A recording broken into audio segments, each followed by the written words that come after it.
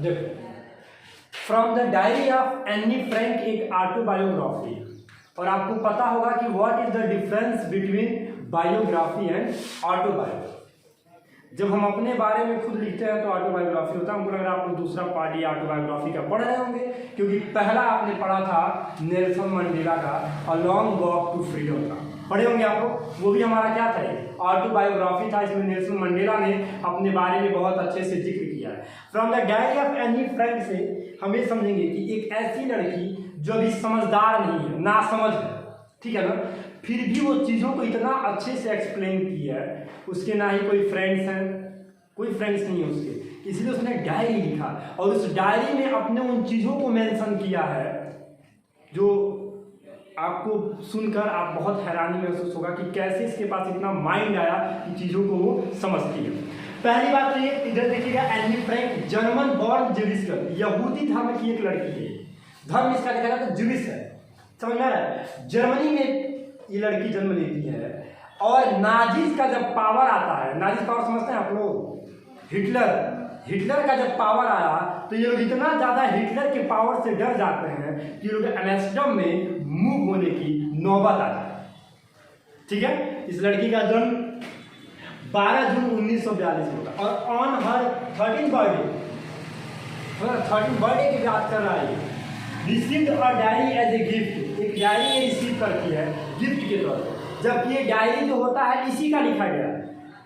From the diary of Anne Frank से आप क्या समझ रहे हैं कि इनके ही डायरी से लिखा गया है, लेकिन उसके पर्दे के पीछे कहानी ये है कि लड़की, ये पूरी फैमिली नाजिस के पावर से इतना ज़्यादा घबरा जाती है, इतना ज़्यादा डर जाती है कि लोग मूव कर जाते हैं।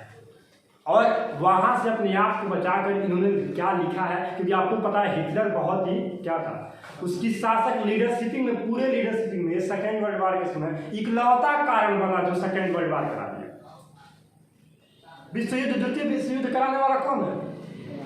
हिटलर इकलौता। नाजी पावर आ गया, जर्मनी के लोग डरने लगे और जर्मनी को अकेले बचाने वाले। समझ में आ रहा है? तो अब देखिएगा, बॉर्न, आप इसका नाम है जर्मन बॉर्न ज्यूइश गर्ल, एक लड़की है। Annie decided to call her diary Kitty. Annie ने जो डायरी लिखा था उसका नाम उसने जो मेंशन किया था वो क्या था? किटी था। अब रीजन ये था कि कोई फ्रेंड नहीं था, अपनी हम भावनाओं को किसी दूसरे तक पहुंचा नहीं पाते थे, और जब पहुंचा नहीं पाएंगे तो हम किसी ना किसी को तो ढूंढेंगे ना अपनी बातों को समझाने के लिए। अकेला आदमी पागल हो जाएगा भाई, अगर मन में कुछ है हम ना निकाल पाए तो पागल ही हो जाएंगे। तो उसने सोचा एक काम करते हैं, उसने एक स्टेटमेंट दिया था, शायद आप लोग को याद करना पड़ेगा, कि paper has more patience than people. और यही हमारा लॉन्ग क्वेश्चन बन सकता है। उसने जब बोला था कि paper has more patience than people, patience का मतलब क्या होता है? धैर्य, ठीक है ना। तो उनके कहने का मतलब ये था कि जो कागज होते हैं उनके पास लोगों से ज्यादा धैर्य होता है। एक कागज हमने उठाया, इस पर हमने कुछ लिख दिया, मेंशन कर दिया, तो जाहिर सी बात होगी कि हम चाहे अच्छाई लिख रहे हैं चाहे बुराई लिख रहे हैं, वो हमको बोलने वाला नहीं है। क्यों बेटा?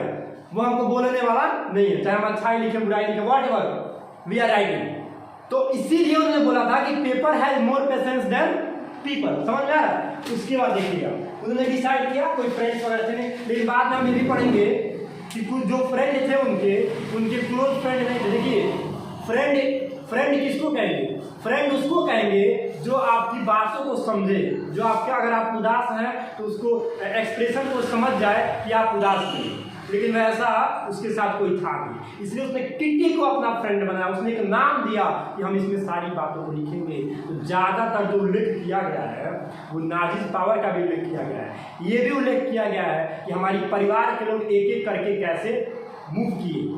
समझ में आ रहा है? ये भी मेंशन किया गया है कि हमारी दादी माँ मरी कब, ये भी मेंशन किया गया है कि उसके बाद हम किस स्कूल में पढ़े, और ये भी मेंशन किया गया है कि कौन सा टीचर था जिसके साथ हमारी जो वार्तालाप होती थी, थोड़ा सा रूडली वार्तालाप होती थी, और कैसे मैंने उसको सबक सिखाया। ये सारी चीज़ें हम पढ़ेंगे। तब देखिएगा, हर फादर ओट्टो फ्रैंक, पिताजी का क्या नाम था? Otto Frank. बहुत ज़्यादा साथ दिया इन्होंने इनकी डायरी को पब्लिश कराने में।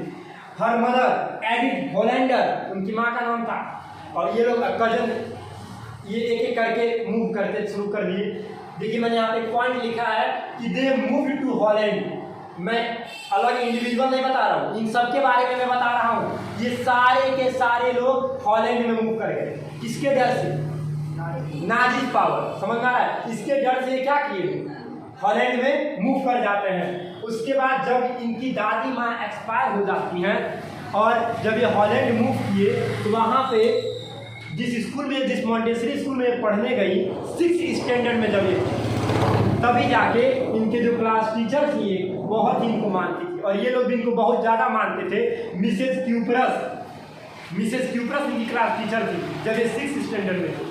वहाँ से जब ये मूव करती हैं, जब अगले स्टैंडर्ड में जाती हैं तो इनके टीचर बन जाते हैं मिस्टर किसिंग, जो इसके मैथ्स के टीचर थे और इन्हीं से वो वार्तालाप होती है। लेकिन मैथ्स के टीचर के पहले थोड़ा सा और हम ऊपर जाते हैं और मैं आपको बताता हूँ कि जब इनके क्लास का समय हुआ कि कौन ऊपर जाएगा, कौन अगली क्लास में जाएगा, कौन इसी क्लास में रह जाएगा, फाइनल पीटीएम की बात हो रहा था तो लोग बहुत ज़्यादा डर गए थे सारा, क्योंकि उन्होंने एक स्टेटमेंट दिया है कि टीचर्स आर अनप्रेडिक्टेबल। उसी किताब में लिखा गया है अध्यापक क्या होते हैं। अध्यापक के बारे में आप क्या कर सकते हैं? आप उनके बारे में गेस नहीं कर सकते हैं, किसी को पास भी कर सकते हैं उनके दिमाग के ऊपर। उन्होंने लिखा था टीचर्स आर अनप्रेडिक्टेबल, क्योंकि जब पीटीएम आने वाला था तो सारे लड़के घबरा गए थे। बहुत लोग का उम्मीद था कि ये लोग क्या कर पाएंगे, कुछ लोग इसी में रह जाएंगे। बहुत लोग को ये भी उम्मीद थी कि कुछ लोग प्रमोशन होगा, कुछ लोग का डिमोशन हो जाएगा। ये लोग आपस में चर्चा कर रहे थे।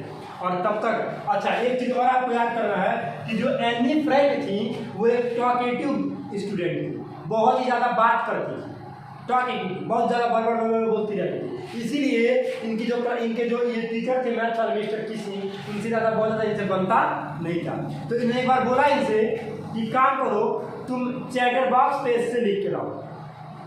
भाई चैटर बॉक्स की तरह ये बोलती भी थी बहुत ज़्यादा, तो इन्होंने एस्से लिखना प्रारंभ किया। अब उस एस्से में क्या होता है, क्या अच्छा होमवर्क के तौर पर उनको दिया गया था। ये होमवर्क नहीं था, एज ए पनिशमेंट था कि तुम बहुत ज़्यादा बात करती हो क्लास में, बहुत ज़्यादा बोलती हो, तो तुम चैटर बॉक्स पे एक एस्से लिख के लाओगी। अब पहला एस्से जब ये लिखती हो उसके बाद क्या होता है, पहले इसको आप नोट कर लीजिए तब मैं आपको समझा।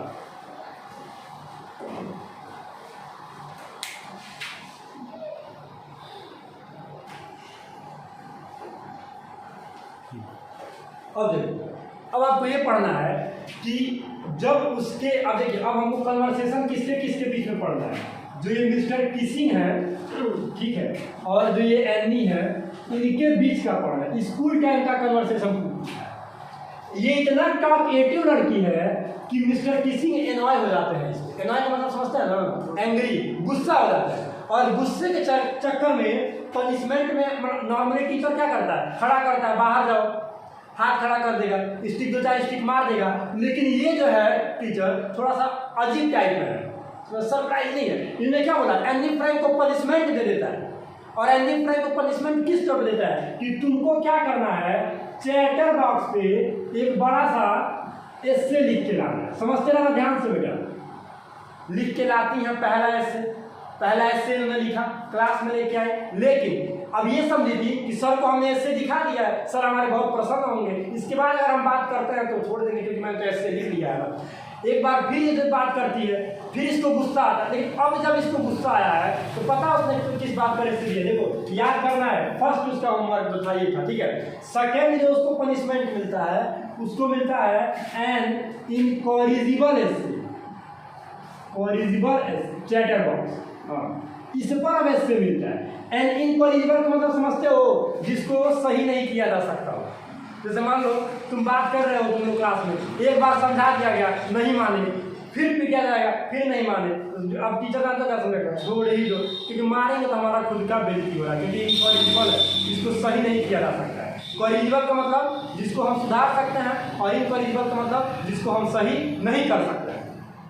तो एक बार फिर उसको ऐसे मिला, इस बार किस पेज से मिला है, इनकॉरिजिबल मिला है। ये एक ऐसा चैटर बॉक्स जिसको सुधारा नहीं जा सकता, इस पर भी लिख के लाती है अगले दिन, ठीक है। लेकिन उसके अंदर जो नेगेटिव चीजें थी बार बार इससे लिखती है, लेकिन सुधरती नहीं है बात करने, बात जरूर करेगी क्लास में। चलो इस बार कुछ अलग दिया जाए, टीचर ने कहा एक काम करते हैं, इस बार तुमको कुछ अलग देते हैं। तो इस बार अलग पनिशमेंट क्या मिला, तो जो तीसरा उसका होमवर्क था, पनिशमेंट था, ध्यान देना है, उसको ये मिल गया कि एक काम करो, तुम ना क्वैक क्वैक पर लिख के लेके आओ, क्वैक क्वैक क्वैक।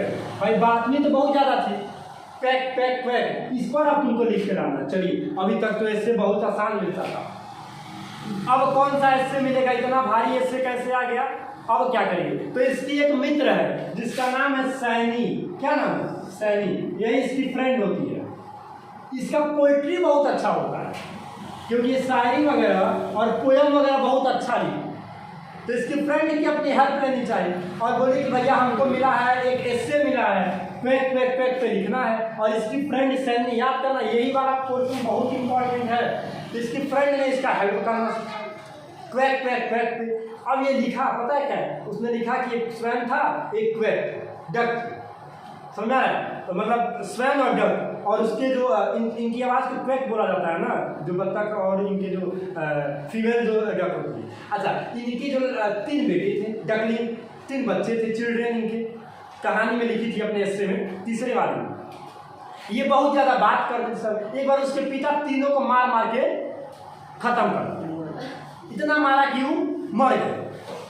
अब इस पर ये हो रहा है, अब टीचर ने पढ़ा तो थोड़ा सा हैमस हो गए मिस्टर किसिंग साहब, अरे यार कहीं ऐसा ना हो कि हमारा भी गुस्सा चढ़ जाए और जो बोल रही है इतना, इसको हम भी मारने लगे।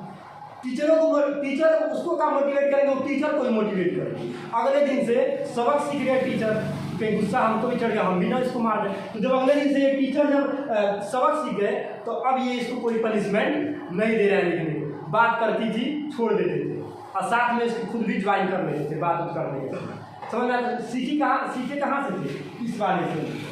यहीं तक सीमित रहने देते तो कुछ सीखने को इनको नहीं मिलता। एक और ऐसे दे दिए, यही समझ रहे हो ना क्या हुआ था इसमें? उसने सैनी की हेल्प से एक एस्से लिखी, क्या बोलते हैं, कविता। और उस कविता का मतलब ये था कि एक स्वान था, एक डक थी, इनके 3 बच्चे थे, डकलिंग, 3 डकलिंग थे। ये इतना ज़्यादा बात करते थे कि पिताजी ने क्या किया, इनको मारते मारते खत्म कर दिया। तो अब टीचर को ये लगा कि यार हमसे भी कहीं ऐसी गलती ना हो जाए, तो उस दिन से उसको पनिशमेंट देना बंद कर दिया गया, और साथ में उसके हंसे भी और उसके साथ में ज्वाइन भी कर लिए। और अगले दिन से जब वो बात करती थी उतना ज़्यादा पनिशमेंट उसको नहीं देते। तो ये था हमारा पूरा का पूरा एनी फ्रैंक डायरी से क्या। तो 3 चीज़ बहुत आपको याद करना है। टीचर के साथ बिहेवियर क्या था मिस्टर किसिंग के साथ, इसके पहले मिस्टर क्यूप्रस उनके साथ कैसे, मिसेस क्यूप्रस उनके साथ कैसे रहती थी, और ये लोग क्यों मूव कर जाते हैं हॉलैंड में, और नाजिस पावर आया तब क्या हुआ। ये 4 चीज़ें आपको लिखना है, और ये तभी हो पाएगा जब आप उस पॉइंट को याद कीजिएगा। इसको भी याद करो, क्योंकि ये भी बहुत इंपॉर्टेंट पॉइंट है। बस आप ये नोट कर लीजिए, नोट कर लो।